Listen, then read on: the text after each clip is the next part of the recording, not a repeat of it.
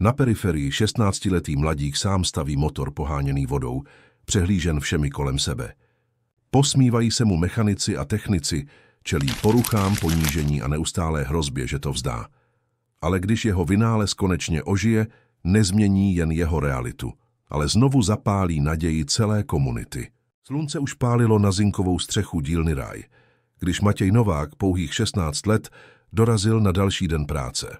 Jeho černé, neklidné oči kontrastovaly s tmavou pletí poznamenanou potem, zatímco nesl svůj ošuntělý batoh, ve kterém uchovával své největší poklady.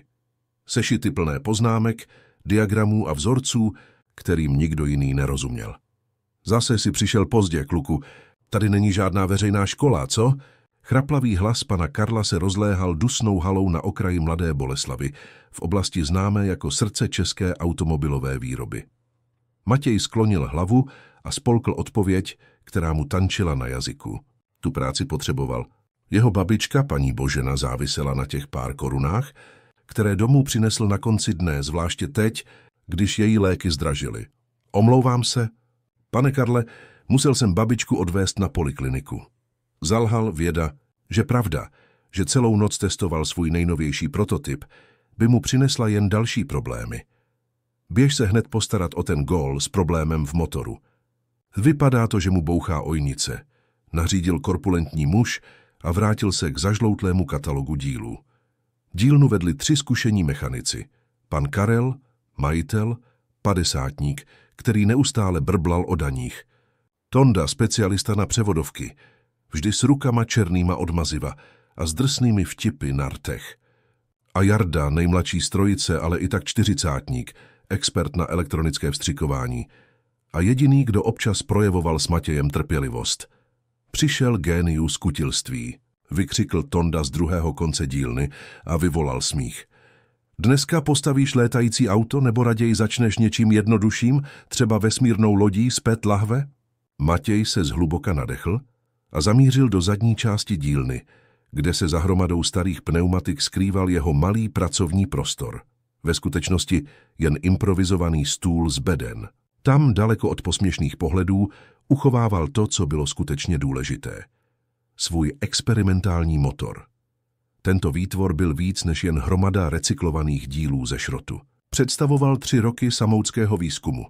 Probdělé noci strávené studiem při svíčkách, když v chatrči, kde bydlel s babičkou, vypadl proud a veškerou naději na lepší život.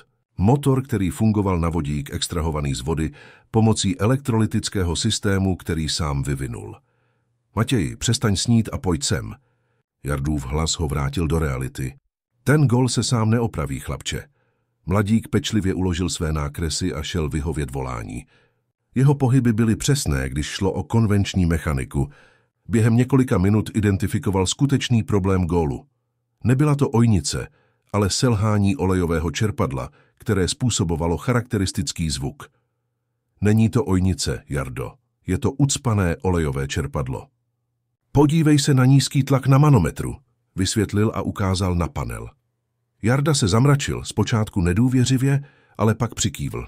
Možná, zkontrolujeme to. Po demontáži části systému se Matěj ukázal být v právu. Čerpadlo bylo částečně ucpané zbytky. Vyčištění by to vyřešilo, bez potřeby drahých dílů, které by si majitel vozu pravděpodobně nemohl dovolit.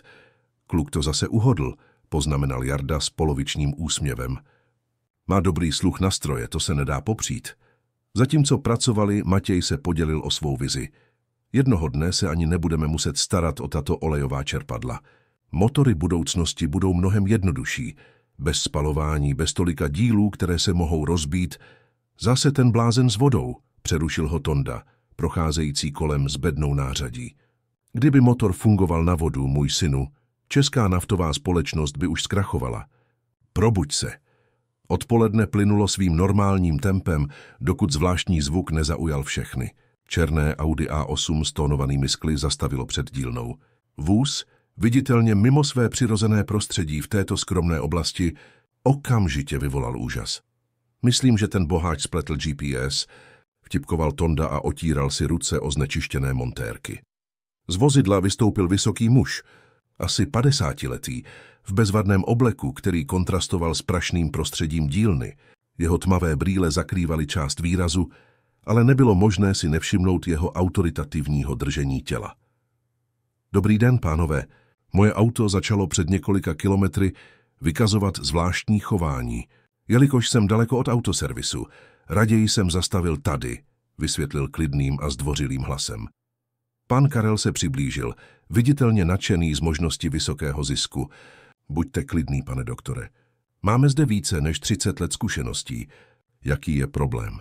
Motor kolísá a občas se zdá, že na několik sekund ztrácí výkon, vysvětlil muž. Musí to být svíčky, ucpaný filtr nebo vstřikovací modul, rychle diagnostikoval pan Karel. Budeme muset provést kompletní revizi, vyměnit několik dílů. Bude to něco stát, ale víte, jak to je s těmi importovanými auty, že? Matěj, který vše pozoroval z dálky, si všiml něčeho ve zvuku motoru, když muž nastartoval, aby problém demonstroval. Bylo to jemné, ale pro jeho trénované uši nezaměnitelné. Je to jen odvzdušňovací ventil palivového systému, zamumlal si pro sebe. Co si říkal, kluku? Zeptal se Jarda, jediný, kdo si jeho poznámky všiml. Odvzdušňovací ventil systému EVAP je zaseknutý, zopakoval Matěj o něco hlasitěji. Je to slyšet, když motor kolísá. Vytváří to příliš velký podtlak v nádrži. Pan Karel mu věnoval zničující pohled. Drž hubu, kluku. Vrať se na své místo. Ale návštěvník to slyšel. Co ten chlapec řekl? Sanik, pane doktore, ten kluk si pořád něco vymýšlí. Je trochu zmatený. Pokusil se pan Karel zamaskovat. Provedeme správnou diagnostiku s vybavením. Muž v obleku se otočil k Matějovi. Zopakujte, co jste řekl, prosím. Nastalo trapné ticho. Matěj se stěžka nadechl. Cítil tíhu nepřátelských pohledů svých šéfů, ale něco v pozorném pohledu návštěvníka mu dodalo odvahu. Je to odvzdušňovací ventil systému rekuperace palivových pár, pane. Otevírá se a zavírá, aby reguloval tlak v nádrži. Když se zasekne, způsobuje přesně toto chování. Motor kolísá, protože tok paliva je nepravidelný. Muž mírně naklonil hlavu, zaujatý. A jak jste to diagnostikoval, jen poslechem? Zvuk, pane. Je tam specifické syčení, když se motor snaží kompenzovat směs vzduch-palivo. Je to jiné než problém se vstřikováním nebo filtrem. A také, je cítit lehký zápach paliva, když ventil zůstane otevřený. Na tváři návštěvníka se objevil diskrétní úsměv. Působivé. Jak se jmenujete? Matěj Novák, pane. Eduard Beneš, odpověděl muž a podal ruku k formálnímu stisku. Chtěl bych, abyste se podíval na mé auto, Matěj Nováku. Pan Karel začal protestovat, ale Eduard ho jemným gestem přerušil. Pokud vám to nevadí, rád bych viděl, co tento mladík dokáže. Zdá se, že má zvláštní dar. Neochotně pan Karel souhlasil, ne dříve, než Matějovi věnoval výhružný pohled, který jasně říkal, jestli něco zkazíš, jsi na ulici. Mladík se přiblížil k Audi, jako by se blížil k uměleckému dílu. Požádal Eduarda, aby znovu nastartoval motor a pozorně poslouchal. Poté otevřel kapotu a přesnými pohyby identifikoval problematický ventil. Je to přesně tak, jak jsem si myslel. Je zaseknutý v poloze pootevřeno. Je to malý díl, pane. Mohu ho vyčistit a znovu nastavit za půl hodiny. Není třeba ho měnit. Eduard se podíval na pana Karla, který vypadal zklamaný zjednodušením problému. Kolik by tato oprava stála? Než majitel dílny mohl cenu nadsadit, Matěj odpověděl. Je to jednoduchá služba. 80 korun za práci by bylo spravedlivé. 80 korun? Pan Karel se málem zadusil. Pane doktore, počítačová diagnostika Audi už stojí víc než to. Eduard se usmál. Dávám přednost Matějově přístupu. Poctivost má někdy větší cenu než technologie. Můžete začít, chlapče. Pokud vás tento příběh zaujal, nezapomeňte se přihlásit k odběru našeho kanálu a dejte nám vědět, z jakého města nás sledujete. Pokračujeme. Slibuji, že to bude ten nejlepší příběh, jaký kdy uslyšíte. S obratnými rukama se Matěj pustil do práce na Audi A8. Soustředěný, ignoroval pohledy pana Karla, který střídal obavy a hněv. Tonda a Jarda pozorovali z dálky, zvědaví, zda kluk s bláznivými nápady uspěje, nebo žalostně selže. Jestli na tom luxusním autě něco pokazíš, považuj se za vyhozeného, zašeptal pan Karel, když procházel kolem Matěje. Mladík se jen zhluboka nadechl a zůstal soustředěný. Pečlivě demontoval sestavu odvzdušňovacího ventilu systému EVAP a odhalil přesný problém. Malá pružina byla opotřebovaná, což bránilo úplnému uzavření. Trpělivě vyčistil každou součástku. Upravil napětí pružiny pomocí techniky, kterou se naučil od svého dědečka Šebestiána, a systém znovu smontoval. Už jste někdy pracoval na takových autech? Zeptal se Eduard, pozorně sledující chlapcovu pečlivou práci. Ne, pane, Matěj byl upřímný. Ale hodně jsem studoval moderní vstřikovací systémy. Fyzika za nimi je stejná, mění se jen uspořádání a kvalita dílů. Kde jste se naučil tolik mechaniky tak mladý? Matěj na okamžik zaváhal. Od svého dědečka, než odešel, byl mechanikem v jedné z velkých automobilek. Potom jsem studoval sám. Kupuji použité učebnice z průmyslové školy v antikvariátu a dívám se na mnoho videí, když se mi podaří získat internet. Eduard přikývl, ohromen mladíkovou oddaností. A chodíte i do běžné školy? Ty snažím se, pane. Ty snažím stážit, pane. Jsem ve 2. ročníku střední školy, večerní studium, ale přiznávám, že to je někdy těžké skloubit s prací tady. Po dokončení opravy Matěj požádal Eduarda, aby nastartoval vozidlo. Motor fungoval perfektně bez kolísání. Diskrétní úsměv na tváři podnikatele potvrdil úspěšnou opravu. Perfektní, poznamenal Eduard viditelně spokojený. Jak jste se naučil diagnostikovat problémy jen podle zvuku? A mé zvuk motoru vypráví příběh, pane. Každá součástka má svůj vlastní hlas. Můj dědeček mě učil poslouchat tyto hlasy už od malička. Pan Karel se přiblížil. Už si v duchu počítal, kolik si za službu naúčtuje, navzdory ceně, kterou Matěj už stanovil. Takže, pane doktore, spokojený se, službou? My tady v dílně Ráj máme... Jsem ohromen Matějovým talentem, zdvořile přerušil Eduard a vytáhl peněženku z vnitřní kapsy saka. Jak bylo dohodnuto, 80 korun za službu. K překvapení všech podal Matějovi přímo 100 korun. Zbytek si nechte za vynikající práci. Mladík se podíval na bankovku v rukou vyděšený. Bylo to téměř polovina toho, co vydělal za celý týden. Moc děkuji, pane. Kadeo jsem přijel v Audi A8. Prostorem se ozval pronikavý hlas a přerušil okamžik. Muž středního věku, v bezvadné uniformě prémiového autoservisu, vešel do dílny a nesl kufřík s logem německého výrobce.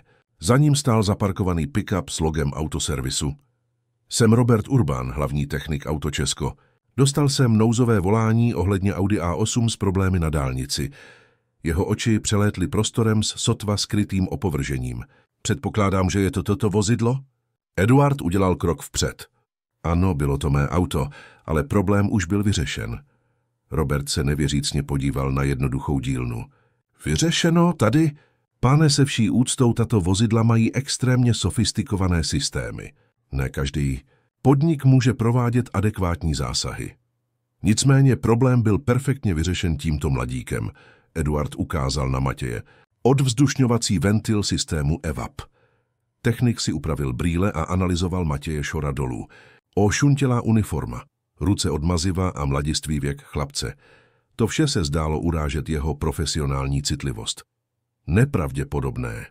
Dovolte mi to zkontrolovat oficiálním vybavením. Robert otevřel svůj high-tech kufřík, odhalující nejmodernější diagnostický skener. Toto vybavení stojí víc než všechna auta v této dílně dohromady. Ten nelže. S pečlivě profesionálními pohyby připojil přístroj k OBD portu Audi a spustil kompletní skenování. Jeho úsměku nadřazenosti se rozšiřovalo, jak skener pískal a zobrazoval kódy na obrazovce. Jak jsem tušil, zvolal triumfálně, vozidlo vykazuje více chybových kódů. Kompromitovaný sací systém, snímač map s nekonzistentním měřením, lambda sonda s atypickou odezvou, to bude vyžadovat kompletní zásah v autoservisu. Hovoříme o minimálně 8 000 korunách za díly a servis. Matěj si kousl do rtu, váhal.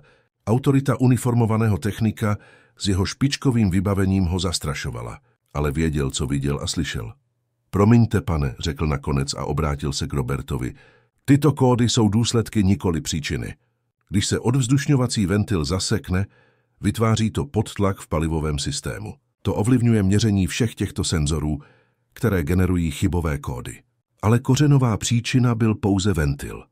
Robert se zasmál a podíval se na ostatní mechaniky, jako by hledal komplice k vtipu. Mladíku, mám 15 let oficiální certifikace a přímého školení z továrny. Opravdu si myslíte, že víte víc než oficiální skener? Skener ukazuje, co se děje, ale ne, proč se to děje, klidně odpověděl Matěj. Pokud vyčistíte kódy a znovu otestujete, uvidíte, že se nevrátí, protože jsem ventil opravil. Absurdní. Robert byl nyní viditelně podrážděný. Pane Beneši, důrazně doporučuji, abyste své vozidlo okamžitě odvezl do autoservisu. Tato improvizovaná oprava může způsobit trvalé poškození vašeho Audi. Eduard zůstal netečný, pozoroval dynamiku s zájmem. Navrhuji jednoduchý test. Vyčistěte kódy, jak Matěj navrhl, a pojedeme se projet. Pokud problémy přetrvají, měl jste pravdu. Pokud ne, měl pravdu ten mladík. Neochotně Robert výzvu přijal. Vyčistil chybové kódy a Eduard znovu nastartoval. Motor fungoval perfektně.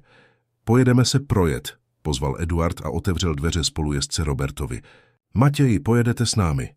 Všichni tři se vydali na přibližně 10minutovou zkušební jízdu ulicemi čtvrti. Když se vrátili, Robert byl viditelně zmatený. Skener nezjistil žádné chybové kódy. Nemožné, zamumlal a opakovaně kontroloval vybavení. Není to nemožné, jemně vysvětlil Matěj, jenže kořenová příčina byla jednodušší, než se zdálo. Moderní auta jsou jako propojené organismy. Malý problém v klíčové součástce se může jevit jako mnohočetné poruchy. Robert se na mladíka podíval se směsicí zmatku a neochotného obdivu. Jak jste to věděl bez vybavení? Naučil jsem se poslouchat motory. A od svého dědečka jsem se naučil, že než se podíváme na technologii, musíme pochopit základní principy. Na dílnu padlo ticho. Dokonce i pan Karel vypadal ohromeně, i když se to snažil nedat najevo. Eduard vše pozoroval s rostoucím zájmem. Robert pomalu uložil své vybavení, jako by přemýšlel o mnoha věcech najednou. Máte talent, chlapče. Vzácný talent v dnešní době. Děkuji, pane. Vlastně, vložil se Eduard, mě zajímá něco jiného. Matěj, slyšel jsem vás, jak jste se zmiňoval o osobním projektu, když jste pracoval. Něco o jiném motoru? Matějova tvář se na okamžik rozzářila, ale hned zhasla, když uslyšel tlumený smích Tondy a pana Karla. To je jen jeho bláznivý nápad, opovržlivě řekl pan Karel. Ten kluk si myslí, že dokáže, aby motor fungoval na vodu. Čistá ztráta času. Voda? Eduard pozvedl obočí, skutečně zaujatý. Máte na mysli vodíkový systém pomocí elektrolýzy? Matěj se na Eduarda podíval s úžasem. Bylo to poprvé, co někdo jeho projekt pochopil, aniž by ho musel podrobně vysvětlovat. Ano, pane. Přesně tak. Extrahuje vodík z vody elektrolýzou a používám ho jako palivo. Mám funkční prototyp, ale zatím v malém měřítku. Rád bych ho viděl, prohlásil Eduard k úžasu pana Karla a překvapení všech. Vidět co? Jeho kutilskou práci? Tonda si posmíval. Pane doktore, nestrácejte čas. Jsou to jen staré díly svařené ledabyle. Přesto bych ho rád viděl, klidně trval na svém Eduard. Pokud Matěj dokázal diagnostikovat a opravit mé auto s takovou přesností, jsem nakloněn věřit, že i jeho další nápady mají smysl. Matěj cítil směs hrdosti a strachu. Byla to jeho velká šance ukázat svůj vynález někomu, kdo se zdál skutečně rozumět, ale bylo to také riskantní. Prototyp občas selhával. Mohu ho přinést ze zadu, nabídl se stydlivě, ale ještě není dokonalý.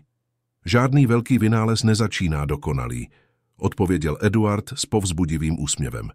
Matěj běžel do svého malého prostoru v zadní části dílny. Srdce mu bušilo. Opatrně přinesl svůj největší poklad.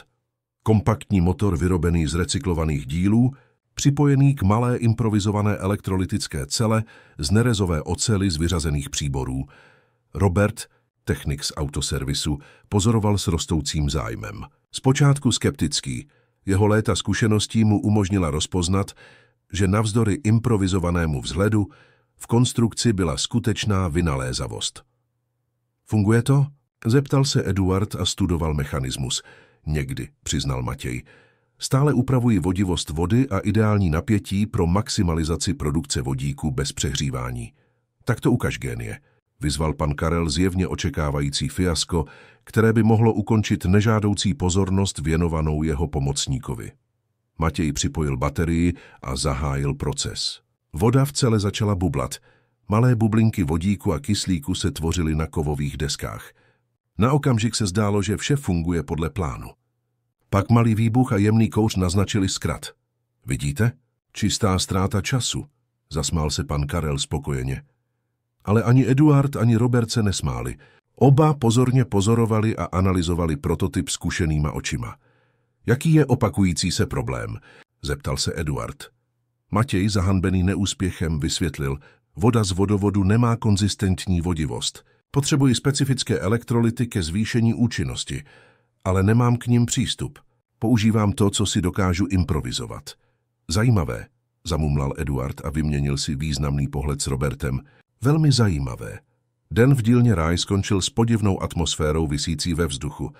Po epizodě s experimentálním motorem si Eduard Beneš vyměnil kontakty s Matějem a slíbil, že se vrátí, aby si o projektu promluvili více.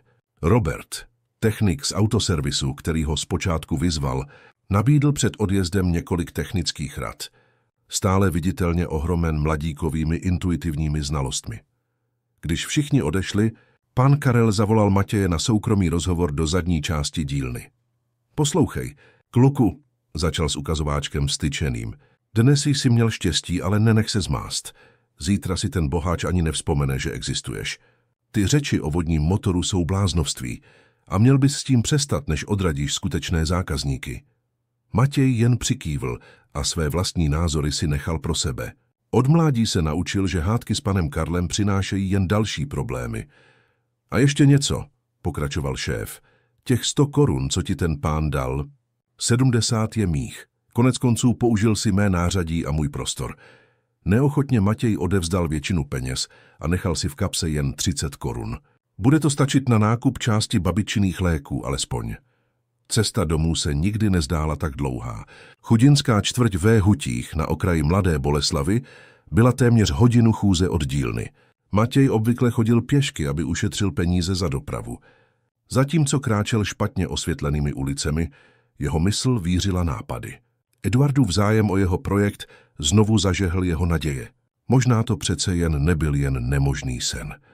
Když dorazil do malé chatrče, kterou sdílel s babičkou, našel paní Boženu sedící na improvizované verandě, těžce dýchající. Babi, už si dneska vzala lék? Zeptal se znepokojeně a posadil se vedle ní. Včera mi došel synku, odpověděla slabým hlasem. Ale neboj se, už jsem zažila horší věci. Matěj stiskl staré, stvrdlé ruce, cítil se vření na hrudi. Paní Božena ve svých 72 letech trpěla chronickými dýchacími problémy, zhoršenými lety práce v textilních továrnách bez adekvátní ochrany. Byla jeho jedinou rodinou od odchodu dědečka Šebestiána před 5 lety. Zítra koupím víc, babi. Dnesky jsem si vydělal nějaké peníze navíc. Unavené oči staré ženy se rozářily. Stalo se něco dobrého v dílně? Matěj se usmál a vyprávěl o událostech dne. Nadšeně mluvil o zájmu, který Eduard projevil o jeho motor.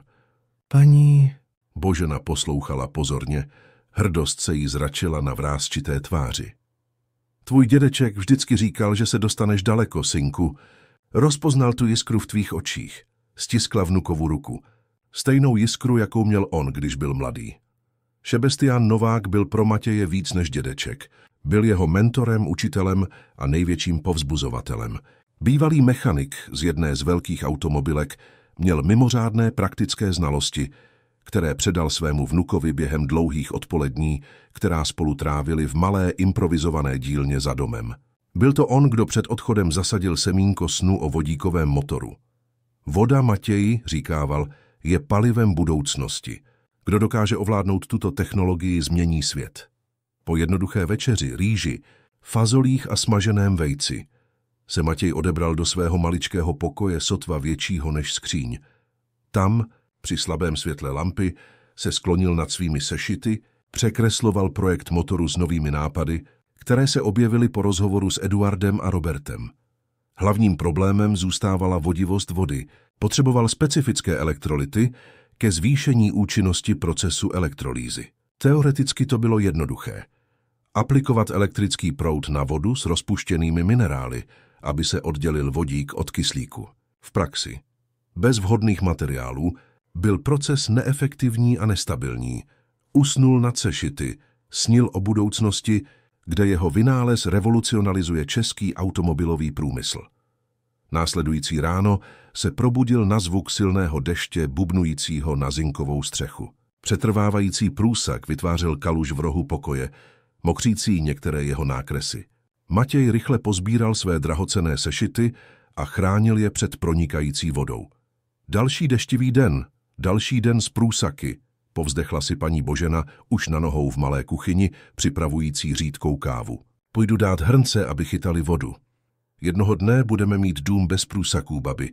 Slibuji, řekl Matěj s přesvědčením a pomáhal jí strategicky rozmisťovat nádoby po místnosti.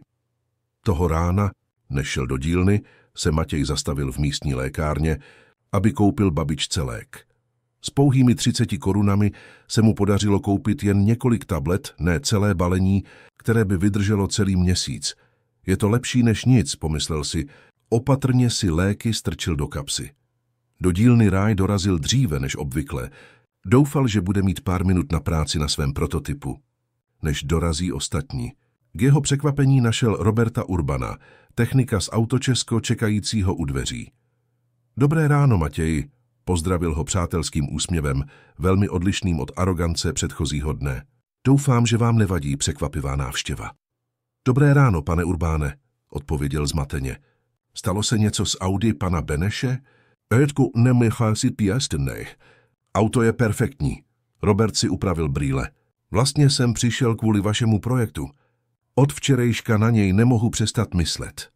Matějovi se rozbušilo srdce. Vážně? Vy jste se zajímal o můj motor.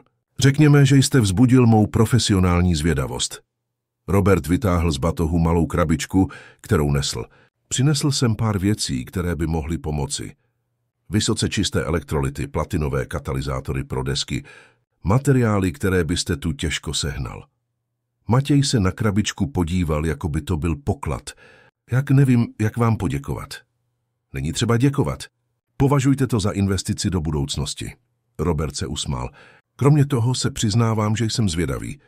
15 let jsem pracoval s nejmodernější automobilovou technologií, ale někdy ta nejvíce převratná inovace přichází odtamtud, odkud se nejméně čeká. Než mohli pokračovat v rozhovoru, dorazili Tonda a Jarda a zvědavě se podívali na Roberta.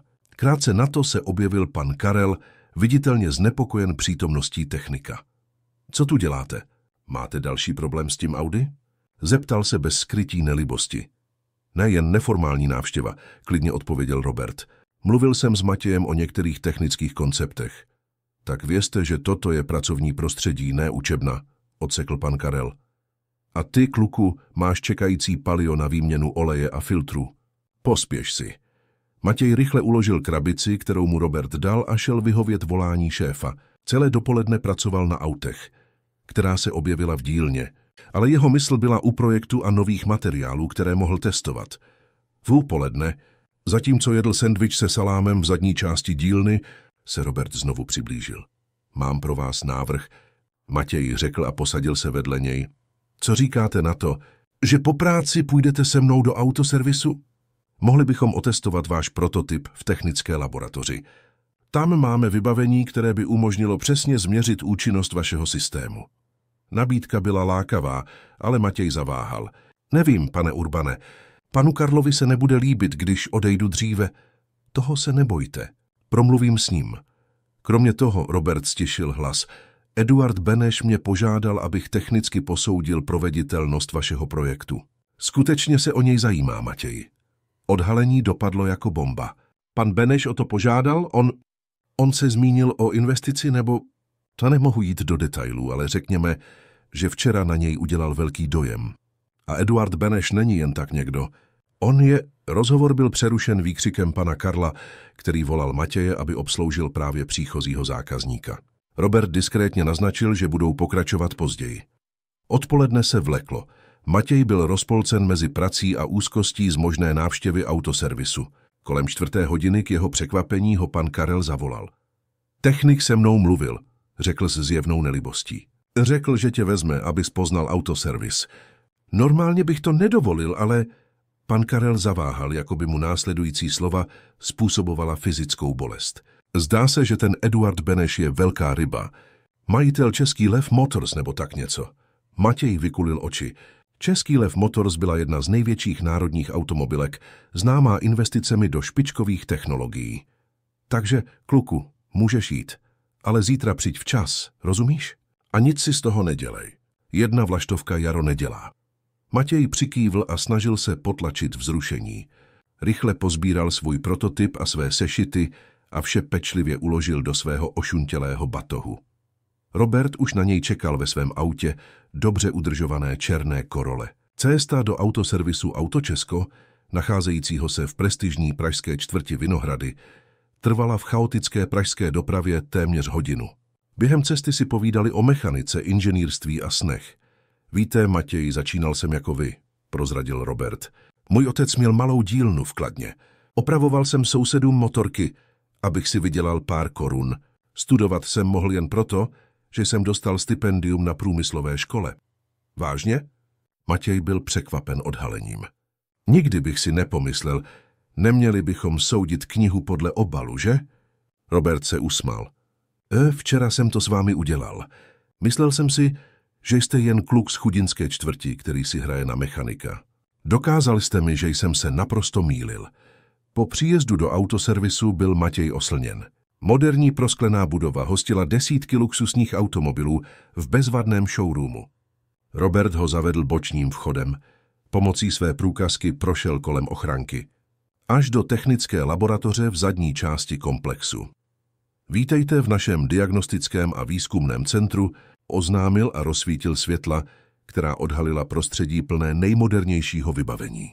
Zde testujeme prototypy, vyvíjíme řešení složitých problémů a občas, mrkl, dáváme život bláznivým nápadům mladých géniů. Matěj tomu sotva mohl uvěřit. Bylo to jako vstoupit do jedné z těch laboratoří, které viděl jen ve sci-fi filmech. Můžete si svůj prototyp položit na ten stůl, ukázal Robert. Uvidíme, co ten vodní motor skutečně dokáže. Opatrně Matěj sestavil svůj systém na označeném stole. Robert připojil sofistikované senzory a měřiče, zadával příkazy do počítače, který zobrazoval grafy v reálném čase.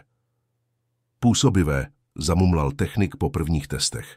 Vaše elektrolytická cela má účinnost téměř 42%, i s improvizovanými materiály. S elektrolyty a katalyzátory, které jsem přinesl, to můžeme výrazně zvýšit. V následujících hodinách pracovali společně, modifikovali a zdokonalovali systém. Robert přinesl materiály ze skladu autoservisu, nahrazoval improvizované díly profesionálními komponenty. Matěj vstřebával každý detail, fascinován možnostmi, které se otevíraly.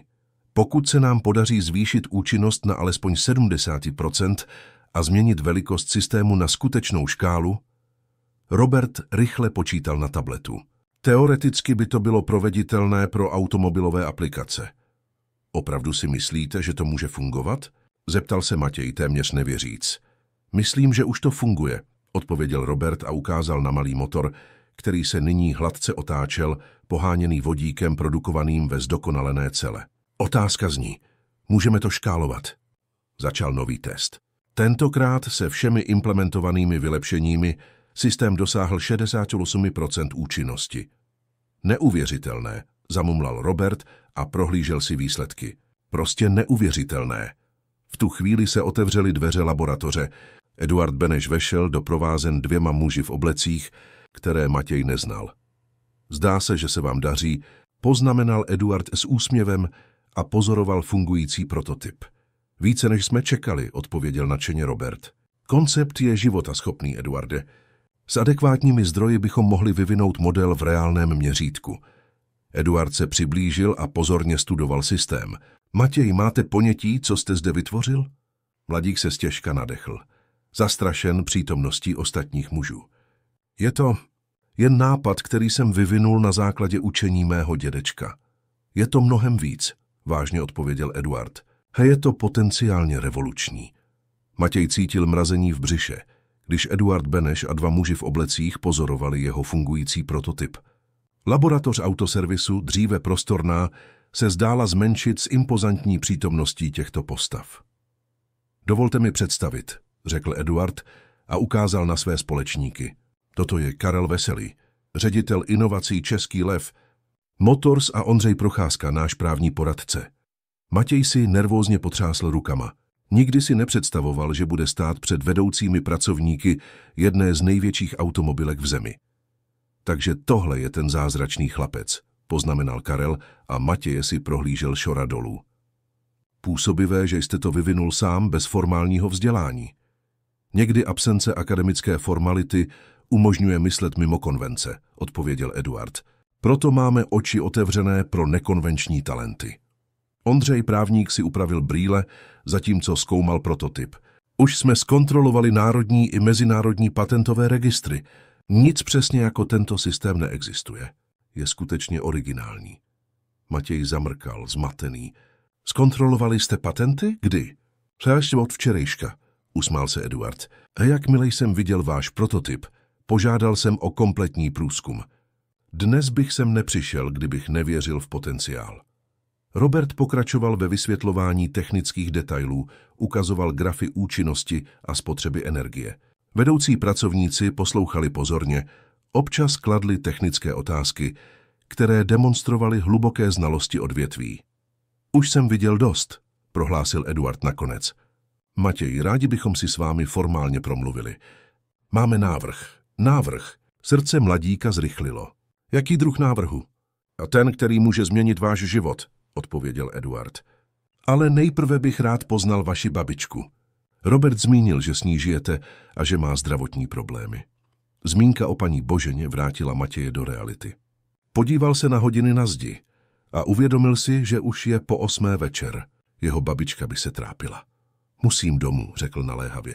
Moje babička neví, kde jsem a potřebuje si vzít léky. Jistě, Eduard chápavě přikývl. Robert vás může odvést hned teď.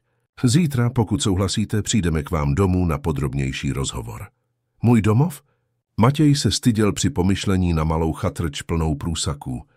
Není to vhodné místo pro návštěvy, jako jste vy. Eduard položil ruku na chlapcovo rameno. Matěj, kde žijete, to nedefinuje, kdo jste. Viděl jsem váš talent a vaši integritu. To mi říká vše, co potřebuji vědět. Cestou zpět se Robert snažil Matěje připravit na to, co by se mohlo stát. Eduard není člověk, který ztrácí čas. Pokud se zajímá, je to proto, že viděl něco mimořádného ve vašem projektu. Ale proč já? Proč si ten nápad nenechají a nevyvinou ho s kvalifikovanými inženýry? Robert se usmál. Protože skvělé nápady potřebují mysl, která je vymyslela. Jiní lidé je mohou replikovat, ale nikdy nebudou mít stejnou vizi, stejnou vášeň. Když dorazil domů, Matěj našel paní Boženu vzhůru, sedící v malé místnosti s ustaraným výrazem, který se rozplynul, když ho uviděla. Díky bohu, synku, už jsem se trápila. Nikdy nepřijdeš tak pozdě bez varování. Omlouvám se, babi. Matěj objal starou ženu. Dnes se stalo tolik věcí, že jsem si ani nevšiml, jak čas letí. Podal jí léky, které koupil ráno, a zatímco si je paní Božena brala, vyprávěl o mimořádných událostech dne. Babička poslouchala s vykulenýma očima úžasem. Můj bože, sen tvého dědečka, zdá se, že se naplní skrze tebe. Ještě je brzy na to říkat, babi, ale zítra chtějí přijít sem, promluvit si s námi. Matěj se rozhlédl, zahanben jednoduchostí domu. Myslím, že bychom měli trochu uklidit. Hloupost, zvolala paní Božena s překvapivou energií. Náš dům je skromný, ale čistý a poctivý. Pokud jsou to skuteční lidé, budou to respektovat. Následujícího rána se Matěj probudil brzy a přesto našel babičku už na nohou, uklízející dům s energií, kterou už dlouho neprojevovala. Pověsila nejlepší ručníky, dala polní květiny do improvizované vázy a dokonce vyhrabala sadu šálků, které zřídka kdy používali. Babi, nemusíš se tolik snažit, protestoval Matěj, znepokojený jejím zdravím. Zvláštní den si zaslouží zvláštní přípravu, odpověděla jednoduše a pokračovala ve své práci. Matěj se rozhodl nejít do dílny. Místo toho zavolal Jardovi, vysvětlil situaci a požádal ho, aby to řekl panu Karlovi.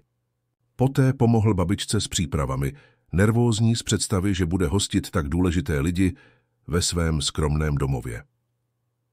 Kolem 10. hodiny dopoledne uslyšeli zvuk aut zastavujících na polní cestě před domem. Z okna Matěj spatřil 3 luxusní vozidla parkující, což okamžitě upoutalo pozornost sousedů. Eduard Beneš vystoupil z prvního auta doprovázen Robertem. Z ostatních vozidel vystoupili Karel Veselý, Ondřej Procházka a další 2 osoby nesoucí složky a vybavení. Matěj se zhluboka nadechl a šel je přivítat u dveří. Dobrý den, Matěji, srdečně pozdravil Eduard. Doufám, že nepřicházíme příliš brzy. Ne, pane. Čekáme na vás. Paní Božena se objevila opírající se o improvizovanou hůl. Vítejte v našem domově, pánové. Setkání v malé místnosti bylo překvapivě přirozené. Paní Božena s moudrostí let vedla počáteční rozhovor s důstojností, která na návštěvníky zapůsobila. Nabídla kávu a jednoduché sušenky, které Eduard a ostatní přijali s upřímným uznáním.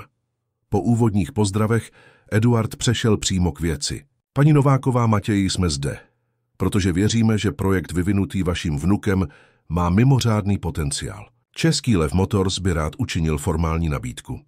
Ondřej Právník otevřel svou složku a vytáhl několik dokumentů. Ve skutečnosti máme 2 odlišné návrhy k zvážení. Eduard pokračoval. První možnost je následující. Nabízíme odkup patentu na technologii za 1,5 milionu korun zaplacených okamžitě. Kromě toho Matěj obdrží plné stipendium na studium strojního nebo elektrotechnického inženýrství na jakékoliv univerzitě v zemi s pokrytím všech nákladů, včetně bydlení a materiálů. Po ukončení studia bude mít zaručené místo v oddělení výzkumu a vývoje Český Lev Motors. Matěj a paní Božena si vyměnili ohromené pohledy. Bylo to víc peněz, než si kdy dokázali představit. Druhá možnost, pokračoval Eduard, je ambicióznější. Místo koupě patentů navrhujeme partnerství. Vytvořili bychom novou společnost zaměřenou na vývoj a komercializaci motorů založených na Matějově technologii. On by byl partnerem s 40% akcií. Český Lev by poskytl veškerý počáteční kapitál, infrastrukturu a tým. Předpokládáme, že do 5 let by tato společnost mohla mít hodnotu stovek milionů. Na místnost padlo těžké ticho. Velikost návrhů se zdála neskutečná pro mladíka, který ještě před 2 dny byl jen pomocníkem mechanika, pohrdaným pro své sny. Vím, že to zní ohromující, Eduard laskavě uznal. Nemusíte se rozhodovat hned. Můžete si vzít tolik času, kolik potřebujete na rozmyšlenou. Co bys dělal s tolika penězi, synku? Tiše se zeptala paní Božena. Otázka Matěje překvapila. Uprostřed diskuse o milionech a společnostech o tom vlastně nepřemýšlel. Podíval se na babičku, na léky na kuchyňském stole, na strop s fleky od průsaků a pak na své projektové sešity. Nejdřív bych koupil všechny léky, co potřebuješ, babi. Postavil bych nám dobrý dům, kam by při dešti netekla voda. Na chvíli se odmlčel, aby si uspořádal myšlenky. Pak, myslím, že bych založil technickou školu tady v komunitě. Místo, kde by se ostatní mladí lidé mohli učit, tvořit a inovovat, jak mě učil děda Šebestián. Paní Božena se usmála, oči jí zvlhly slzami. Eduard a Robert si vyměnili významné pohledy. Technická škola v komunitě, zopakoval Eduard zamyšleně. Víte, Matěji, je legrační, že to zmiňujete. Eduard pokynul Karlovi, který otevřel složku a vytáhl několik architektonických projektů. První návrh, koupě patentu, byl ve skutečnosti test, odhalil Eduard. Chtěli jsme pochopit vaše motivace, vaše hodnoty. Partnerství bylo vždy naším skutečným záměrem. A součástí plánu už bylo, Karel rozvinul plány na stole. Technické školicí centrum přímo tady v chudinské čtvrti Fé Hutích. Už jsme zahájili studie proveditelnosti pro prázdný pozemek poblíž hlavního náměstí. Matěj se na kresby podíval s vykulenýma očima. Byla to moderní stavba s laboratořemi, dílnami a učebnami. To by bylo neuvěřitelné, zamumlal beze slov, aby vyjádřil, co cítil. Více než jen biznis, chceme vytvořit odkaz, vysvětlil Eduard. Technologie, kterou jste vyvinul, může transformovat průmysl, ale může také transformovat životy, počínaje touto komunitou. Robert, který tiše pozoroval, dodal, a myslíme si, že tato škola by měla nést jméno vašeho dědečka. Šebestián Novák si zaslouží tuto poctu za znalosti, které vám vštípil. Paní Božena už nedokázala zadržet slzy. Můj Sebastián by byl tak hrdý. Tak hrdý. Matěj držel babičku za ruku, cítil ohromnou emoci. Jeho svět, který se dříve omezoval na malou dílnu a ulice chudinské čtvrti, se náhle rozšířil na nepředstavitelné obzory. Takže, co říkáte, Matěji? Zeptal se Eduard. Přijímáte být naším partnerem na této cestě? Než Matěj mohl odpovědět, rozhovor přerušil hluk u dveří. K úžasu všech pan Karel, Tonda a Jarda stáli u vchodu s ohromenými výrazy, když uviděli luxusní auta a muže v oblecích. Omlouváme se za vniknutí, řekl Jarda, zjevně zahanbený. Byli jsme znepokojeni, když se Matěj neobjevil. Nevěděli jsme, že je na schůzce. Eduard vstal, aby je pozdravil. Musíte být kolegové z dílny. Pojďte dál, prosím. Ve skutečnosti je váš příchod vhodný. Věřím, že i vy se můžete stát součástí tohoto projektu. Pan Karel, obvykle tak sebejistý a zastrašující, se v této situaci cítil naprosto nepatřičně. Projekt? Jaký projekt? Nová společnost pro automobilové technologie a komunitní technická škola, vysvětlil Eduard. A budeme potřebovat zkušené instruktory. 3 mechanici se na sebe podívali, zmatení a překvapení. Tonda, který se vždycky posmíval Matějovým bláznivým vynálezům, se nyní na mladíka díval s výrazem, který bylo těžké rozluštit. Tento okamžik představoval křižovatku pro všechny přítomné. Pro Matěje to byla příležitost proměnit svůj sen ve skutečnost. Pro paní Boženu šance vidět svého vnuka naplnit svůj potenciál. Pro mechaniky z dílny pozvání k přehodnocení jejich postojů a k účasti na něčem větším. A pro malou komunitu chudinské čtvrti Fé Hutích začátek transformace, kterou nikdo nemohl předvídat, zrozené z odhodlání mladíka, který se odmítl vzdát víry v nemožné. Uplynuly 3 měsíce od toho rozhodujícího setkání v Matějově domě. Co se dříve zdálo jako nemožný sen, nyní nabývalo konkrétní podoby v životech všech zúčastněných. První velká změna nastala 2 týdny po podpisu smluv. Matěj a paní Božena se přestěhovali do pohodlného bytu v Mladé Boleslavi. Blízko provizorní kanceláře nově založené společnosti Hydročesko, firmy vytvořené ve spolupráci s Český Lev Motors pro vývoj a komercializaci technologie vodíkových motorů. Byt měl 3 pokoje, jeden speciálně upravený pro paní Boženu, s madly, protiskluzovou podlahou a nemocniční postelí, která jí ulevovala od bolestí zad. Poprvé za desítky let měla stará žena přístup ke kvalitní lékařské péči s pravidelnými kontrolami a všemi potřebnými léky. Stále nemohu uvěřit, že je to skutečné, poznamenala paní Božena jednoho rána, když pila kávu na prostorném balkoně s výhledem na město. Mám pocit, že se každou chvíli probudím zpět v naší chatrči. Matěj se usmál, dokonale chápal ten pocit. Sám byl stále překvapen, když se probudil bez zvuku deště na zinkové střeše nebo bez naléhavosti spěchat, aby se neopozdil do dílny. Je to skutečné, babi, a to je jen začátek. Mladík nyní dělil svůj čas mezi pokročilou laboratoř Hydročesko, zřízenou v zrekonstruované průmyslové hale a intenzivní soukromé lekce, aby dohnal mezery ve svém školním vzdělání. Eduard najal renomované profesory, kteří ho připravovali na to, aby se následující rok zapsal na jednu z nejlepších technických fakult v zemi. V její laboratoři Matěj pracoval bok po boku s týmem inženýrů, chemiků a specializovaných techniků. Co začalo jako improvizovaný prototyp, bylo nyní zdokonalováno špičkovou technologií, vysoce výkonnými materiály a přísnými testy účinnosti a bezpečnosti. Robert, který opustil svou pozici v autoservisu, aby se stal technickým ředitelem Hydročesko, byl neustále ohromen Matějovou přirozenou intuicí. Je neuvěřitelné, jak dokážete vizualizovat řešení, která inženýři z doktoráty nevidí, poznamenal jednoho dne, když analyzovali výsledky zátěžového testu systému. Myslím, že je to proto, že jste nebyl nucen přemýšlet v rámci akademických standardů. Matěj si poškrábal hlavu, stále se cítil nepříjemně s pochvalami. Jen přemýšlím jinak, protože jsem se od dědečka naučil pozorovat problémy z různých úhlů. Vždycky říkal, že nejjednodušší řešení je obvykle nejlepší. A právě tento přístup revolucionalizoval projekt. Zatímco mnoho stávajících vodíkových systémů bylo složitých a drahých, Matějův design vynikal funkční jednoduchostí, využívajíc dostupnější materiály bez kompromisů v účinnosti. Souběžně s technologickým vývojem rychle postupovaly práce na Centru technického vzdělávání Šebestiána Nováka. Prázdný pozemek poblíž náměstí v chudinské čtvrti v Hutích, dříve používaný jako nelegální skládka, se měnil v moderní vzdělávací komplex Komunita. Zpočátku nedůvěřivá k tomuto neobvyklému ruchu, nyní s rostoucím nadšením sledovala pokrok stavby. Mladí lidé z okolí se už zapisovali do prvních kurzů, které měly začít za 6 měsíců. Jedním z největších překvapení pro Matěje byla proměna jeho bývalých kolegů z dílny Ráj.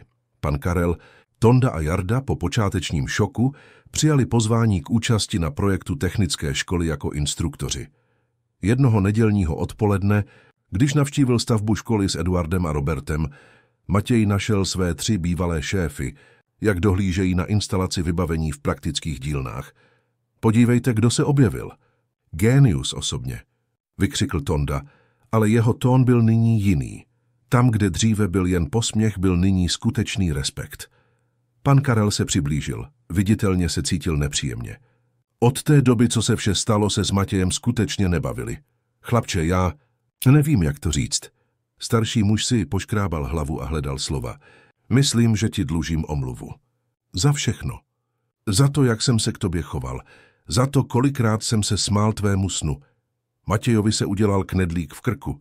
Nikdy tento okamžik neočekával. Není třeba, pane Karle, je to v pořádku. Ne, není, trval na svém mechanik. Celý život jsem se posmíval snílkům, jako si ty. Nazýval jsem blázny ty, kteří mysleli jinak. A podívejte se na výsledek, ukázal gestem na celý rozestavěný komplex. Měníte budoucnost, zatímco já jsem strávil 30 let výměnou oleje a stěžováním si na život. Jarda, vždy nejcitlivější z trojice, se vložil. Důležité je, že jsme teď všichni v tomhle spolu a připraveni pomoci vychovat další generaci Matějů. Rozhovor byl přerušen skupinou místních teenagerů, kteří se stydlivě přiblížili, rozpoznávajíc Matěje. V posledních měsících se stal v okolí jakousi celebritou. Chlapec z komunity, který vynalezl revoluční motor. Je pravda, že tu budeme moci studovat zdarma? Zeptal se jeden z chlapců, asi 14 let. Zcela zdarma, potvrdil Matěj. S nárokem na materiály, uniformu, jídlo a stipendium pro nejlepší studenty. Oči mladých lidí se rozzářily. Pro mnohé z nich, vychované v nedostatku příležitostí, tato škola představovala skutečnou šanci na budoucnost. A je pravda, že jste vynalezl auto, které funguje jen na vodu? Zeptal se další chlapec. Matěj se usmál. Není to tak úplně. Auto používá vodík, který se získává z vody. Ale ano, v podstatě je to tak. Páni, jste jako český Tony Stark? Vykřikl třetí, což vyvolalo smích. Eduard, který scénu s úsměvem pozoroval, diskrétně poznamenal Robertovi. Proto do něj investujeme. Není to jen kvůli technologii, ale kvůli dopadu, který může mít jeho příklad. Robert přikývl. A kaskádový efekt. Kolik z těchto chlapců bude nyní inspirováno k následování svých vlastních snů?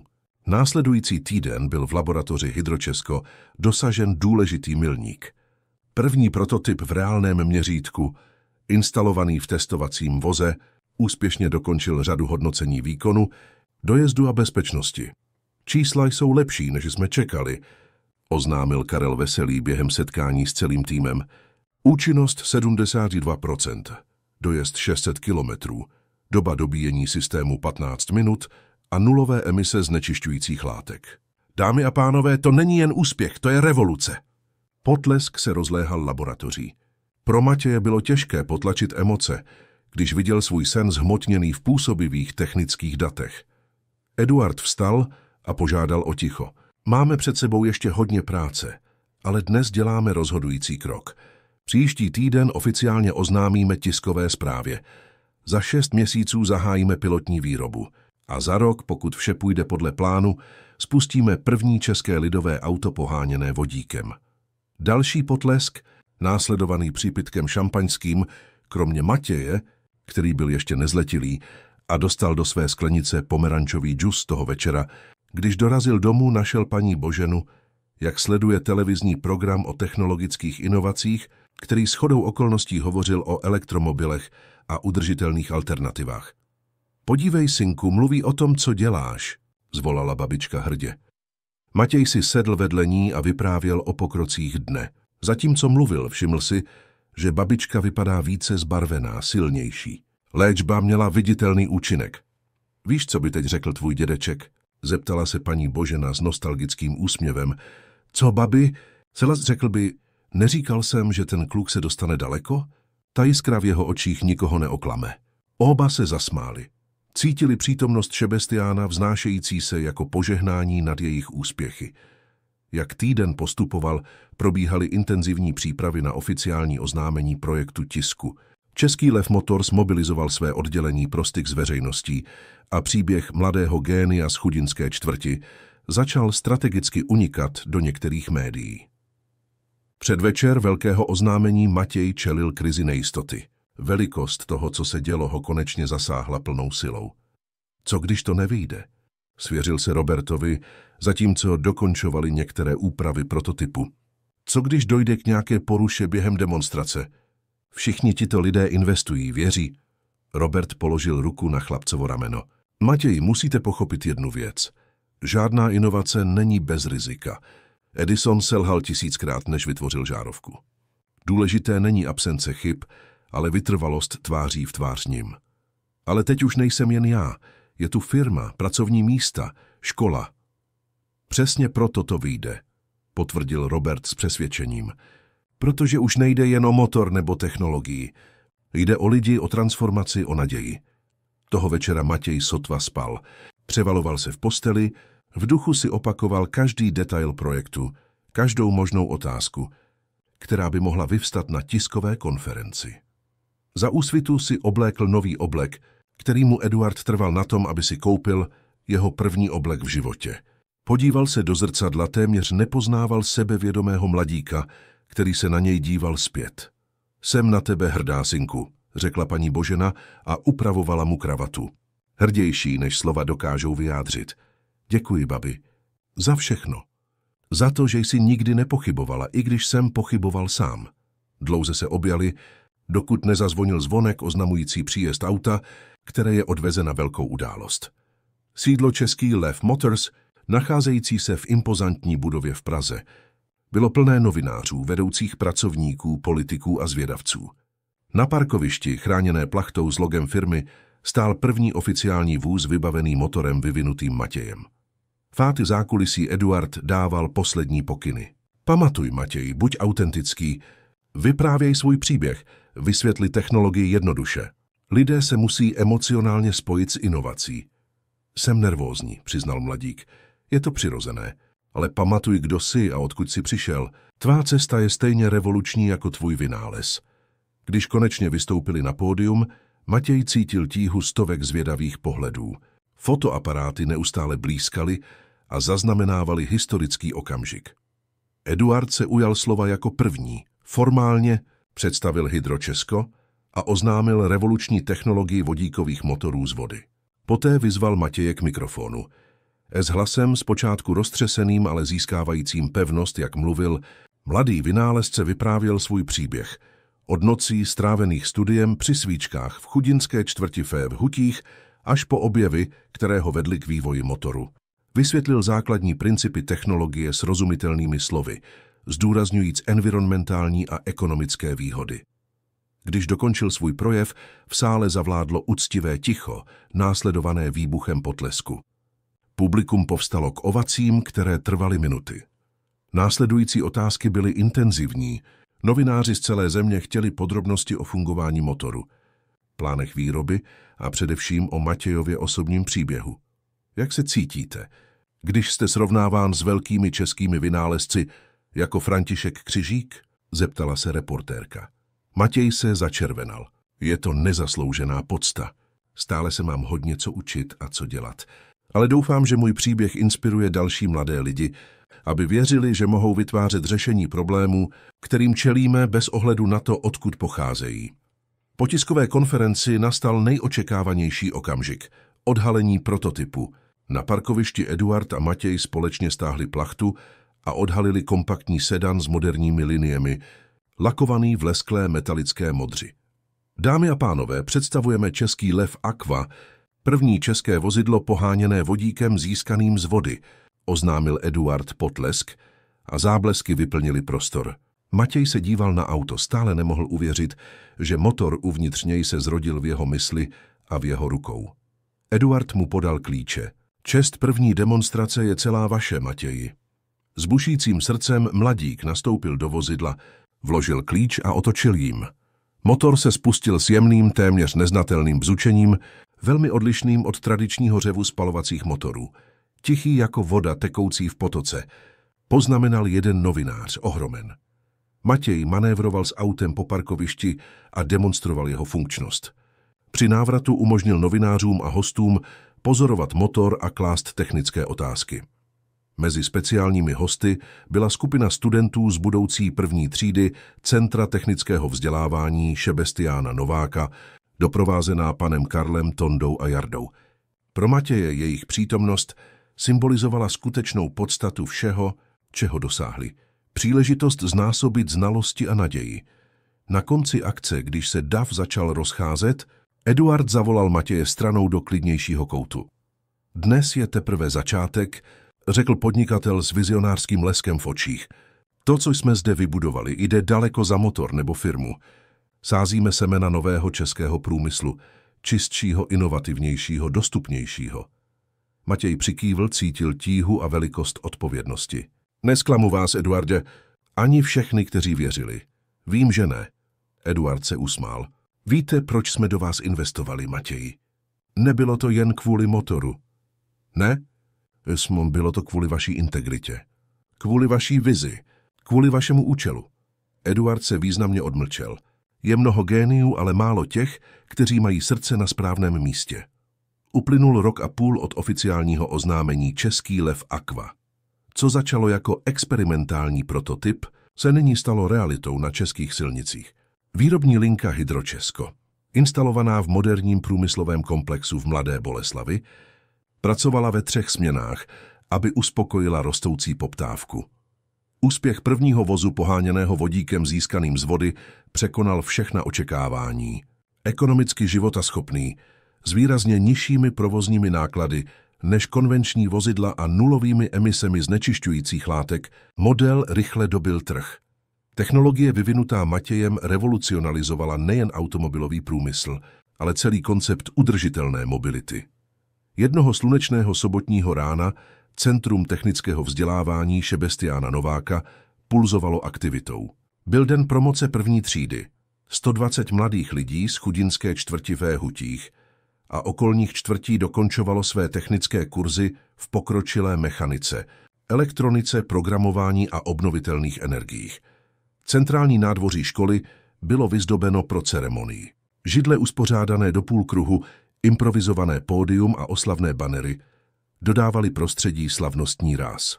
Rodiny absolventů, místní úřady a zástupci průmyslu zaplnili všechna dostupná místa.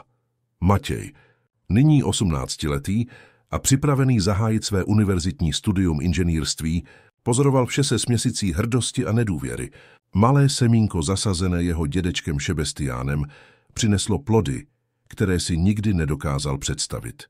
Nervózní z projevu? Zeptal se Robert, přicházející se 2 sklenicemi vody. Trochu, přiznal Matěj a přijal nápoj. Ještě jsem si nezvykl mluvit na veřejnosti. Ale měl byste. Inspirujete tyto lidi, Matěji. Váš příběh je živým důkazem toho, že talent a odhodlání mohou překonat jakoukoliv překážku. Ceremonie začala přesně v 10 hodin ráno. Paní Božena zaujala čestné místo v první řadě, vedle Eduarda Beneše a dalších úředníků. Zdraví staré ženy se v posledním roce výrazně zlepšilo, což jí umožnilo aktivně se účastnit důležitých okamžiků, jako byl tento pan Karel, nyní koordinátor kurzu pokročilé mechaniky, promluvil jako první. Jeho proměna byla pozoruhodná. Z hořkého a cynického muže se stal oddaný a nadšený pedagog. Když jsem před více než 30 lety začínal s mechanikou, myslel jsem si, že vím všechno, přiznal publiku. Potřeboval jsem 16letého kluka, aby mi ukázal, jak moc jsem se mýlil. Nejen o motorech, ale o lidech, o potenciálu, o budoucnosti. Poté každý instruktor krátce představil svou třídu. Jarda, Tonda a další profesionálové, kteří se připojili k projektu, Zdůraznili zvláštní talenty a úspěchy svých studentů. Několik absolventů už mělo zaručené zaměstnání v Hydročesko nebo v jiných partnerských firmách. Když přišla řada na Matěje, v sále zavládlo úctivé ticho. Mladý vynálezce v bezvadném tmavě modrém obleku vystoupil na pódium pevnými kroky, velmi odlišnými od nejistého teenagera před pouhými 2 lety. Dobré ráno všem, začal jasným hlasem. Dnes neslavíme jen promoci 120 výjimečných techniků. Slavíme důkaz, že znalosti a příležitosti, když se spojí, mohou transformovat nejen jednotlivce, ale celé komunity. Matěj se odmlčel a podíval se na pozorné tváře před sebou. Vyrůstal jsem s tím, že sny jako ten můj jsou bláznivé nápady, že lidé jako my nevynalézají, netvoří, jen přežívají. Můj dědeček Šebestián byl první, kdo mi ukázal, že to je lež. Publikem se prohnal šum souhlasu. Mnozí tam znali tento omezující narativ, opakovaný generaci po generaci na okrajích českých měst. Co jsem zjistil na své cestě je, že Česko je plné neznámých géniů. Lidé s mimořádnou inteligencí, neomezenou kreativitou a obdivuhodnou pracovní morálkou. Co chybí, není talent, je to příležitost. Matěj ukázal na absolventy. Každý z vás je toho důkazem. Mnozí zde byli podceňováni, stejně jako já. Mnozí slyšeli, že jejich sny jsou příliš velké. Dnes dokazujete, že žádný sen není příliš velký pro toho, kdo má odhodlání a dostatečnou podporu. Mezi absolventy Matěj poznal několik známých tváří. Mladí lidé, kteří dříve bez perspektivy bloudili ulicemi čtvrti, se nyní připravovali na slibnou kariéru. Sociální dopad projektu šel daleko za technologii nebo komerční úspěch. Centrum Šebestiána Nováka není jen škola. Je to maják, výchozí bod, symbol toho, čeho můžeme dosáhnout, když věříme v potenciál druhých. Potlesk na okamžik přerušil projev. Matěj využil příležitosti k napití vody a uspořádání myšlenek. Dnes je také další zvláštní okamžik. S potěšením oznamuji, že Hydročesko a Český Lev Motors spouštějí program výzkumných stipendií. Ročně 20 studentů, kteří absolvovali tuto instituci, obdrží plnou podporu pro studium na univerzitách v oblastech technologie a inženýrství se zaručenou placenou stáží a možností zaměstnání po ukončení studia. Zpráva byla publikem přijata s nadšením. Pro mnoho z těchto mladých lidí byl přístup k vysokoškolskému vzdělání stále vzdáleným snem. Kromě toho rozšiřujeme model Centra Šebestiána Nováka. V příštích 2 letech budou podobné jednotky otevřeny v komunitách v Praze, Brně a Ostravě, čímž se podobné příležitosti dostanou k dalším mladým Čechům. Potlesk zesílil. Paní Božena nedokázala zadržet slzy hrdosti. A nakonec, pokračoval Matěj, rád bych se podělil o to, že Český Lev Aqua 2.0, který bude uveden na trh příští měsíc, bude mít zvláštní prvek. Část z něj byla vyvinuta studenty této první třídy během jejich stáží v Hydročesko. Ukázal na 5 mladých lidí mezi absolventy, kteří stydlivě vstali za potlesku. Zdokonalili systém dobíjení vodíku, čímž zkrátili potřebnou dobu z 15 na pouhých 8 minut. Významný pokrok, který ukazuje talent, který zde existuje. Na závěr svého projevu Matěj požádal všechny absolventy, aby povstali. Moře usmívajících se mladých lidí v modrých talárech představovalo mnohem více než úspěch vzdělávacího programu. Bylo to konkrétní symbol probíhající sociální transformace. Jste živým důkazem toho, že skutečná inovace se nerodí jen v drahých laboratořích nebo na elitních univerzitách. Rodí se ze skutečné potřeby, z kreativity živené nedostatkem, z odhodlání kovaného v obtížích. Noste tuto pravdu s hrdostí, kamkoliv vás vaše kariéra zavede. Ceremonie pokračovala předáváním certifikátů. Jeden po druhém absolventi vystupovali na pódium, přijímali svůj diplom a krátký okamžik individuálního uznání. Po oficiální ceremonii, zatímco přítomní si užívali koktejl připravený samotnými studenty kurzu komunitní gastronomie. Další iniciativa centra, Eduard si Matěje odtáhl na soukromý rozhovor. Mám novinky, oznámil podnikatel a vedl mladíka do klidnějšího koutu. Patent na technologii Hydrocell byl konečně schválen na všech hlavních trzích. Evropa, Spojené státy, Čína, Japonsko, svět je oficiálně otevřen pro naši inovaci. Matěj přikývl. uznával velikost tohoto úspěchu. Systém, který vyvinul nyní zdokonalený a vylepšený týmem specialistů, překračoval hranice. To znamená, že v příštím čtvrtletí zahájíme fázi mezinárodního licencování, pokračoval Eduard. Licenční poplatky budou značné, Matěji. Jako většinový partner technologie obdržíte významné procento. Důležité je, aby se technologie dostala k více lidem, odpověděl mladík věrný svým zásadám. Peníze jsou důsledkem. Eduard se usmál, už zvyklý na takovou reakci. Matějova integrita, tak vzácná v korporátním světě, byla jednou z vlastností, které na mladém vynálezci nejvíce obdivoval. Přesně o tom jsem chtěl mluvit. Rada schválila váš návrh na sociální fond Hydročesko. 30% všech zisků bude směřováno na sociální a vzdělávací projekty v znevýhodněných komunitách, počínaje těmi, kde otevřeme nové jednotky centra. Matějovi oči se rozzářily. To byla osobní bitva, kterou vedl od začátku. Zajistit, aby se komerční úspěch firmy proměnil v pozitivní sociální dopad. To je neuvěřitelné, Eduarde. Děkuji, že jste podpořil nápad. Vlastně já bych měl děkovat vám, odpověděl podnikatel. Vaše vize mi pomohla znovu objevit smysl podnikání. Nejde jen o zisk nebo růst, ale o skutečný dopad na životy lidí. Rozhovor byl přerušen příchodem skupiny novinářů, kteří pokrývali událost. Mezi nimi byla Renata Nováková, reportérka technologického časopisu, která sledovala Matějovu cestu od uvedení Český lev Aqua. Matěji, mohl byste nám poskytnout krátký rozhovor, požádala novinářka. Rádi bychom mluvili o rozšíření vzdělávacího programu a dalších krocích technologie Hydrocell. Mladý vynálezce přikývl a požádal Eduarda o dovolení. Společně zamířili do vhodnějšího prostoru pro rozhovor. Matěji, začala Renata, za méně než 2 roky jste se z podceňovaného pomocníka mechanika stal jedním z nejvlivnějších mladých lidí v českém technologickém průmyslu. Jak hodnotíte tuto transformaci? Nerád přemýšlím v osobních termínech, odpověděl upřímně.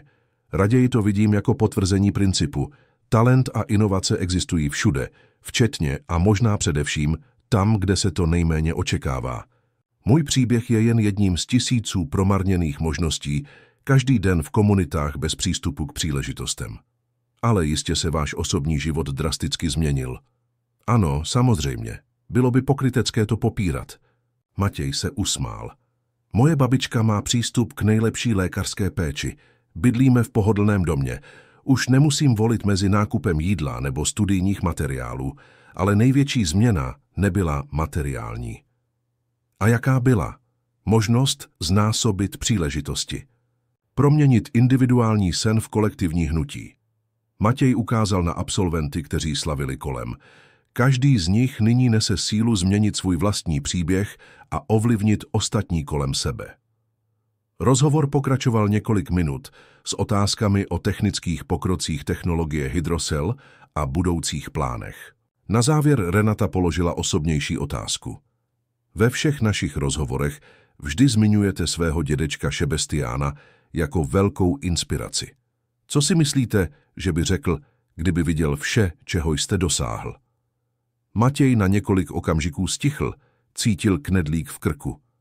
Myslím, že by řekl, že to je jen začátek, odpověděl nakonec. Můj dědeček věřil, že skutečná hodnota znalostí spočívá v jejich schopnosti sdílet je, používat je k povznesení druhých.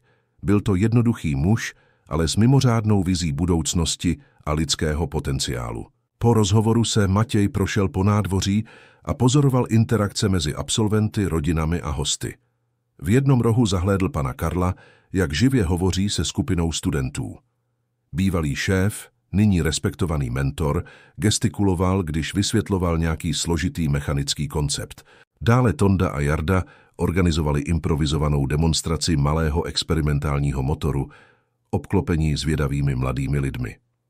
Proměna 3 mechaniků byla možná jedním z největších úspěchů projektu. Vidět muže zocelené životem, jak znovu objevují radost z učení a inspirace. Uprostřed nádvoří byla paní Božena ošetřována jako celebrita. Seděla na pohodlné židli a přijímala pozdravy od rodičů, studentů a úředníků. Její tvář, dříve poznamenaná utrpením a starostmi, nyní vykazovala nakažlivou vyrovnanost a radost. Matěj se tiše přiblížil a pozoroval babičku, jak s zjevnou hrdostí vypráví příběhy o svém vnukovi, když byl dítě. Když ho uviděla, paní Božena se široce usmála a natáhla ruku. Pojď sem, synku, zrovna jsme o tobě mluvili. Mladík si sedl vedle babičky a pozdravil přítomné. Vyprávěla jsem, jak si rozebíral všechny hodiny v domě, když ti bylo 8 let, pokračovala paní Božena, což vyvolalo smích.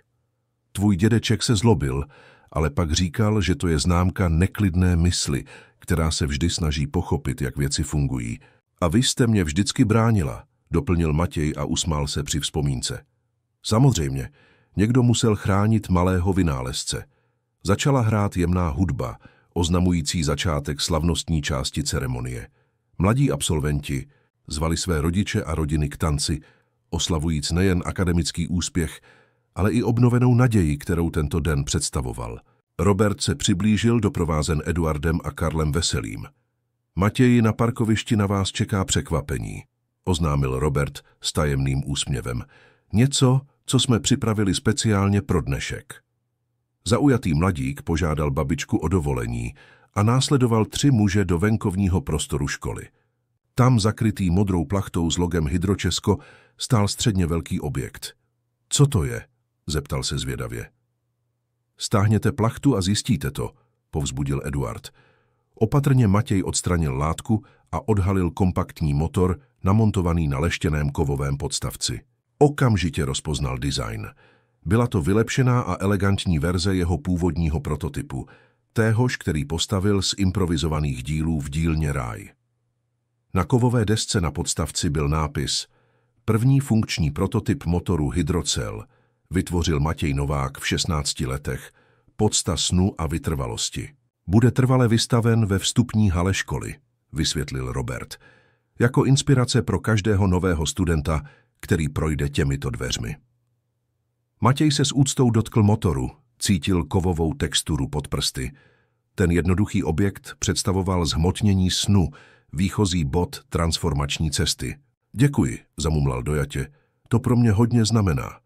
Je to jen spravedlivé, odpověděl Eduard. Všechno to začalo tady, s mladíkem, který se odmítl vzdát, i když všichni pochybovali. Z tohoto privilegovaného místa měl Matěj panoramatický výhled na vzdělávací komplex. Co dříve bylo opuštěné staveniště, nyní hostilo Centrum excelence s vybavenými dílnami, moderními laboratořemi, vzdušnými učebnami a příjemnými společenskými prostory. A co je důležitější, hostilo sny. Stovky z nich, denně živené jistotou, že nemožné je jen otázkou vytrvalosti, adekvátní podpory a víry ve vlastní potenciál. Jemný odpolední vítr přinášel smích a živé rozhovory z nádvoří. Matěj na okamžik zavřel oči, cítil hlubokou vděčnost. Cesta byla náročná, plná překážek a pochybností, ale každý krok stál za to.